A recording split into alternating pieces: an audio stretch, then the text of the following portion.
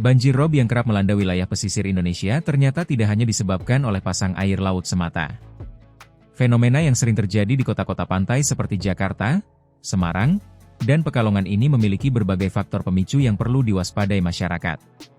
Sebelumnya, beberapa wilayah di Jakarta Utara dan Kepulauan Seribu masih tergenang banjir rob pada Kamis, 4 Desember 2025. Meskipun, situasi genangan mulai menurun di sejumlah lokasi. Melansir laman media Indonesia, Kepala Pusat Data dan Informasi BPBD DKI Jakarta, Muhammad Yohan, mencatat hingga pukul 19 WIB, terdapat 6 RT dan 1 ruas jalan yang masih dilanda banjir rob. Fenomena ini dipicu oleh pasang maksimum air laut yang bersamaan dengan fase bulan purnama dan perigee, supermoon, yang dapat meningkatkan potensi terjadinya banjir rob di wilayah pesisir utara Jakarta. Dengan memahami penyebab banjir rob, diharapkan dapat lebih siap dalam menghadapi dan mencegah dampak buruknya terhadap kehidupan sehari-hari. Apa itu banjir rob? Melansir laman BMKG, banjir rob merupakan peristiwa masuknya air laut ke daratan yang disebabkan oleh naiknya permukaan air laut, khususnya saat air pasang. Fenomena ini biasa terjadi di wilayah pesisir dan semakin sering melanda kota-kota pantai seperti Jakarta Utara, Semarang, Pekalongan, dan Surabaya. Banjir rob bukan hanya fenomena alam semata, tetapi juga dipengaruhi oleh aktivitas manusia. Karena itu, terdapat 7 faktor pemicu terjadinya banjir rob.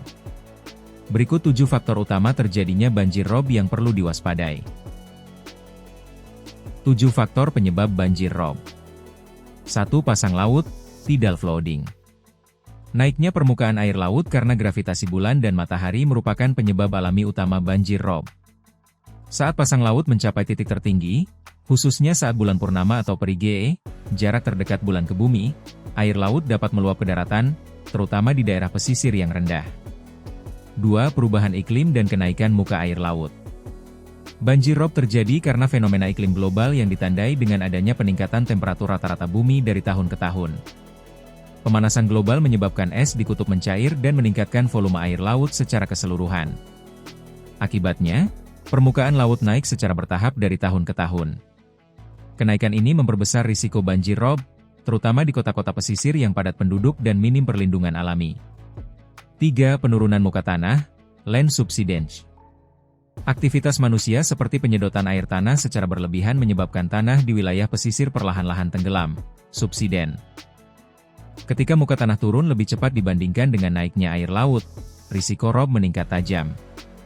Misalnya, di Jakarta Utara mengalami penurunan tanah hingga 10 hingga 20 cm per tahun di beberapa wilayah. 4. Hilangnya sabuk hijau pesisir, mangrove dan vegetasi pantai. Penggundulan mangrove untuk tambak, permukiman, atau proyek reklamasi menghilangkan pelindung alami dari gelombang laut dan pasang tinggi. Tanpa vegetasi penahan, air laut lebih mudah menerobos daratan. 5. Pembangunan di zona rawan rob. Penyebab berikutnya yakni semakin banyaknya wilayah pesisir yang mengalami urbanisasi tanpa memperhatikan risiko banjir rob.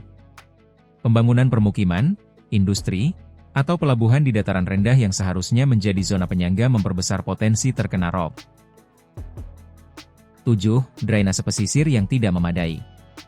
Semakin tingginya curah hujan akan membuat aliran saluran dan fungsi tanggul tidak maksimal. Di banyak kota pesisir, sistem drainase belum dirancang untuk mengatasi kombinasi antara air hujan, pasang laut, dan intrusi air asin.